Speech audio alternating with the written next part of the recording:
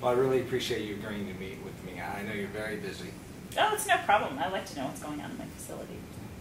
Well, there seems to be some miscommunication going on with the patient's needs. Mr. Smith said his arm hasn't been elevated enough, and he's having trouble getting an extra pillow from the nurse. Is that so? Mm-hmm. And his daughter brought over a whole pitcher of water for him to drink, and he's on fluid restrictions. The nurse went into his room several times and didn't notice. And I talked to the charge nurse, and she wasn't aware of it either. She's calling his doctor right now to see if they need to reschedule his dialysis.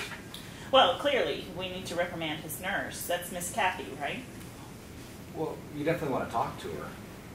But I was thinking there might be a more permanent way to fix this problem. A lot of facilities use reminders on the end of a patient's bed to help remind staff and family what a patient's needs are. Mm-hmm. It can be a symbol of what a patient's needs are, like a glass of water with an X through it for fluid restrictions. Mm-hmm. And this just helps the patients, the staff, and the family to remember what the patient's needs are each time they see them. Oh, that's a good idea. Thank you for the suggestion. We'll have to consider that. We did use that at the last facility I worked at. Well, and another thing, it might help to have the charge nurse use the Anticipate system for the oncoming shift, so that way the oncoming nurses know exactly what the patient's needs are at the beginning of their shift. Mm-hmm.